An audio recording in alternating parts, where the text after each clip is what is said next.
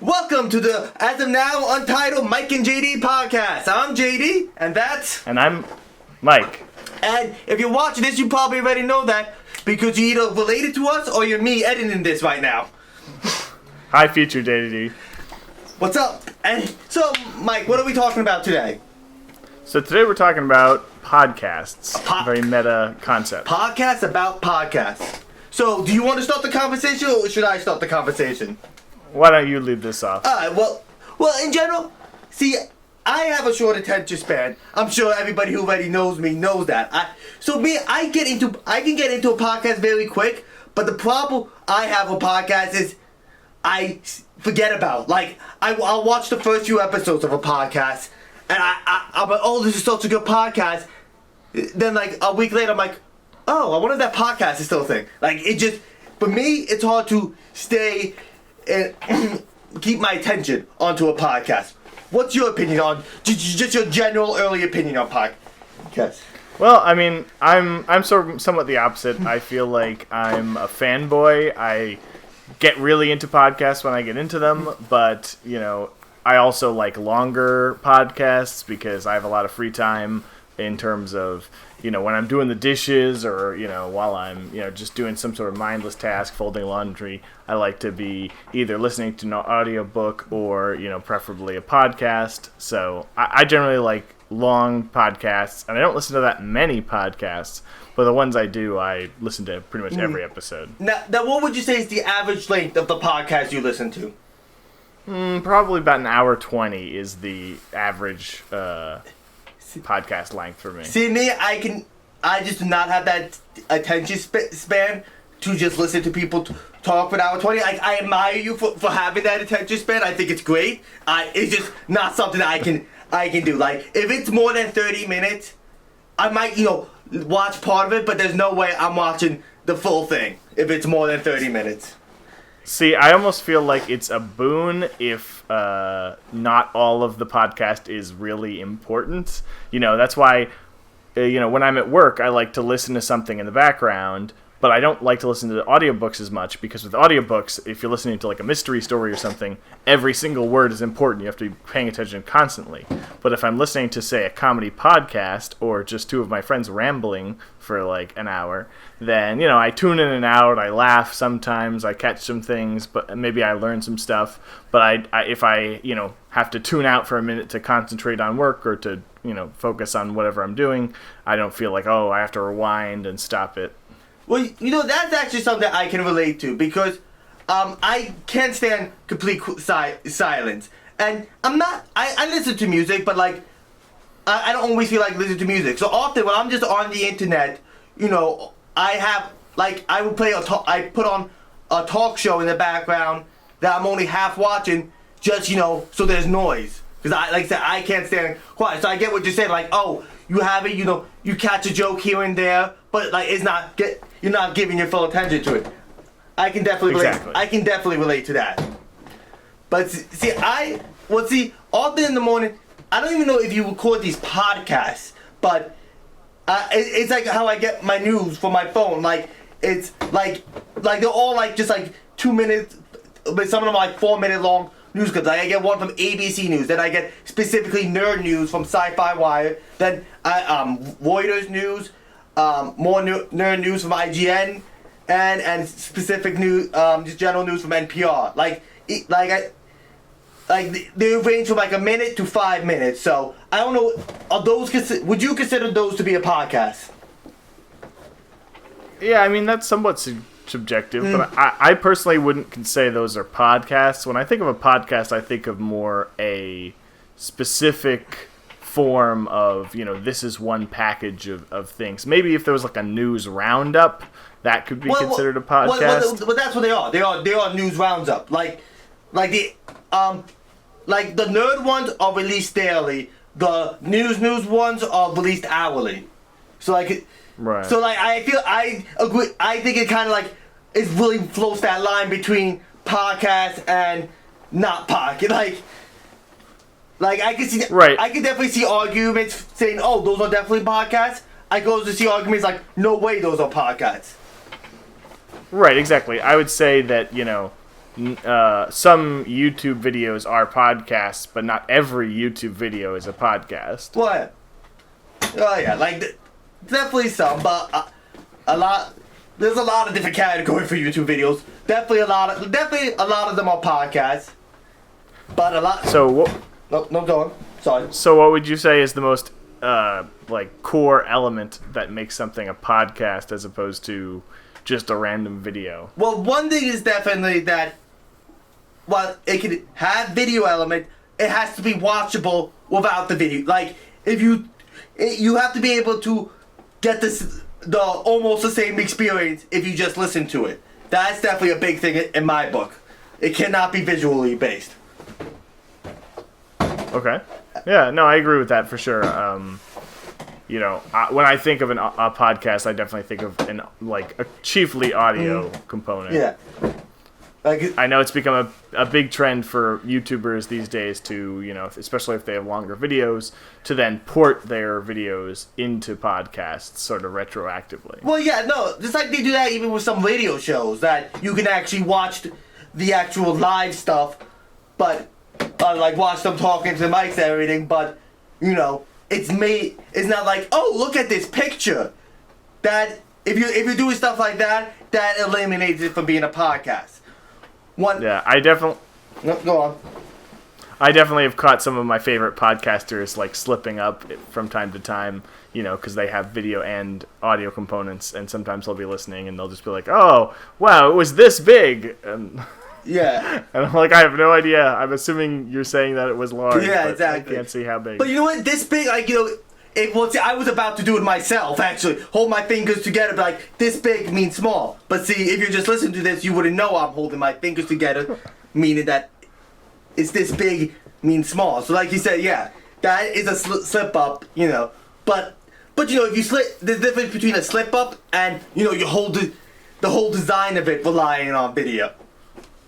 Like yes, definitely. Like even like, cause I love late night talk shows. A lot of them have started to release the shows at podcasts, and in general it usually works out. But every now and then they have a joke based on a graphic or something that the joke, you know, obviously doesn't work in audio form. Yeah. But in general, 90% of the jokes hit. Exactly. No, you definitely not want to watch the Joy of Painting podcast. Exactly. So I'm sure there is a podcast about painting because, you know, there's podcasts about everything. But of course. But I mean, first of all, me personally, I find painting boring. But even if you find painting interesting, I don't know how you could find it interesting with them just talking about it without the visual element behind it. That just makes no sense to me. JD already isolating the painting loving viewers of our podcast. I like how you say viewers of our podcast as if we're actually going to have people watching our podcast that aren't related to us.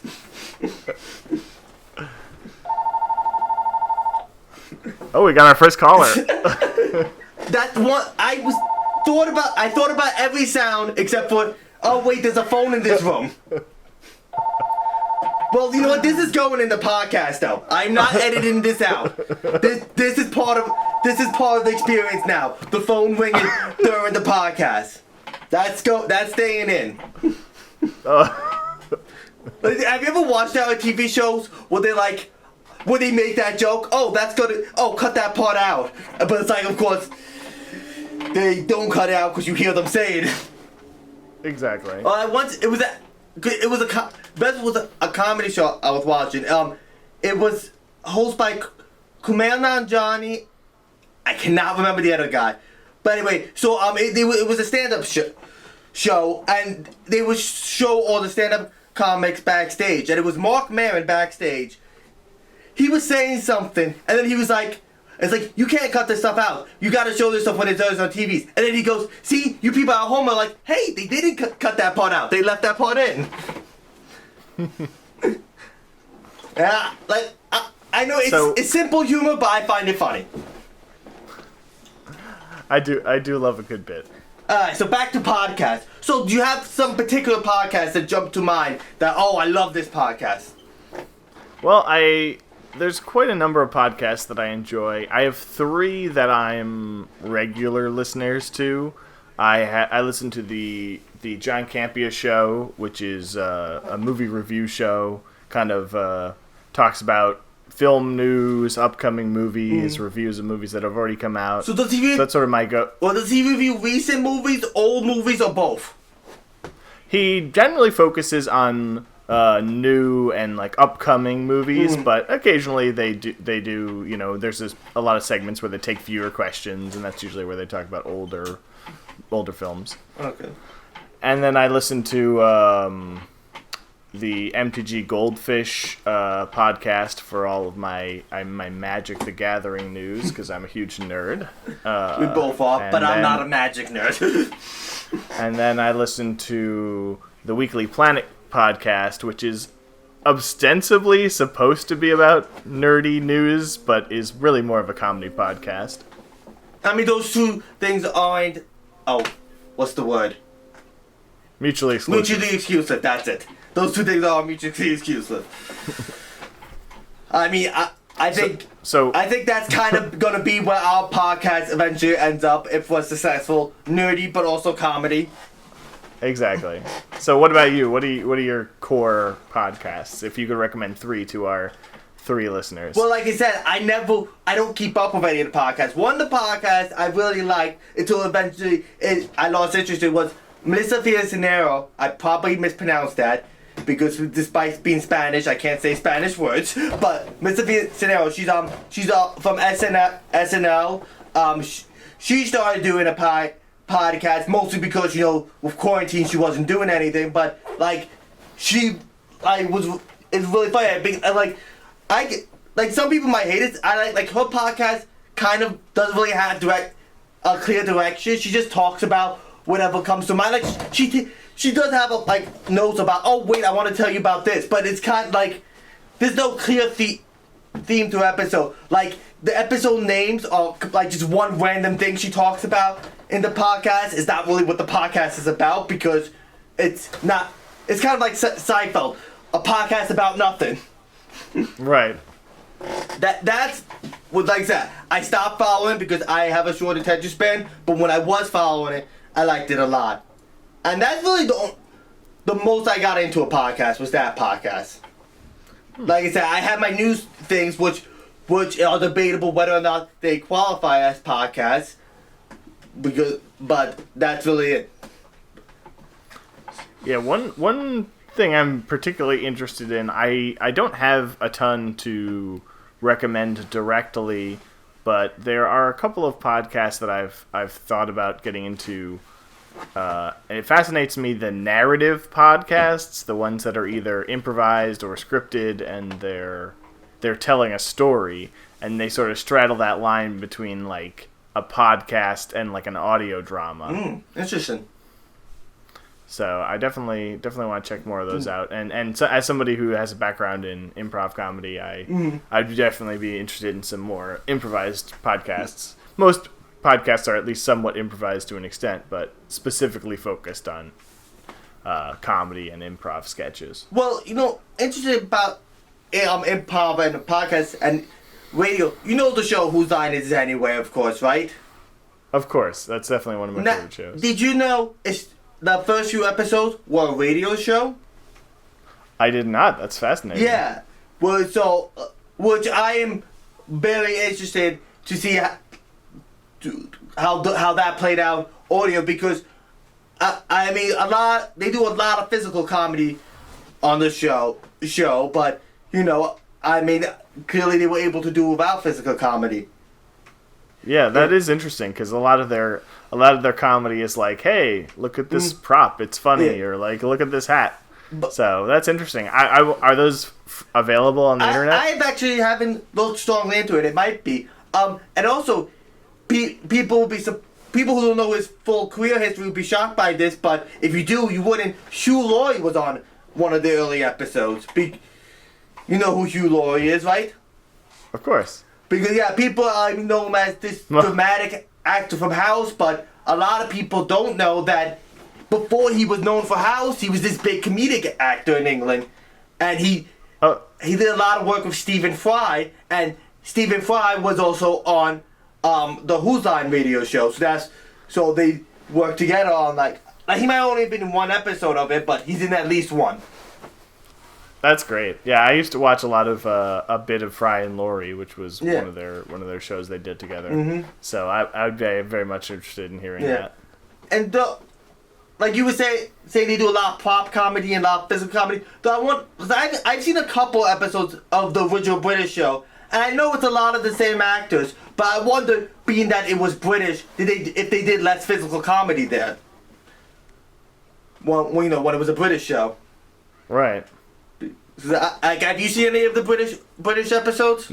No, I haven't actually. I've seen a handful, but not a significant number to really know the difference. But like, I know I've read online like, one significant difference in scenes from a hat.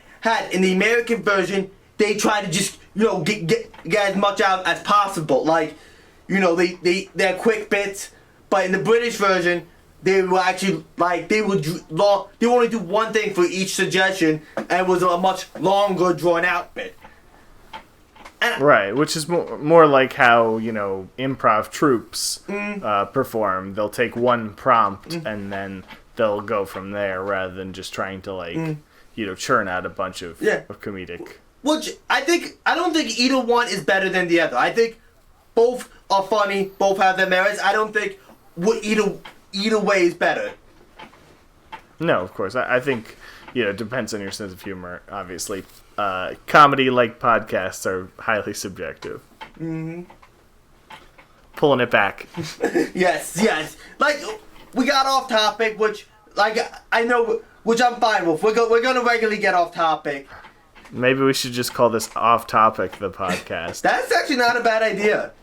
If that's not taken. It probably is, but it'd be Off Topic with Mike and JD, which I don't. Oh, that's good. I like that. All right, I think we found the name for the podcast. So, welcome to Off Topic with Mike and JD. All right. Now. All right. I think. Well, I think we're about to say the same thing, that we've done enough here, kind of. Yeah, I think that we'll call that an episode. All right. So I think this was somewhat successful. What about you? Yeah, I think I'll wait and reserve judgment until I see the edit. Oh, so is that putting all the pressure on me then? All right. Well, this has been JD and Mike. And thank you for tuning into our podcast. Bye, future JD. Bye, friends and family. Bye. That's it. See you guys next time.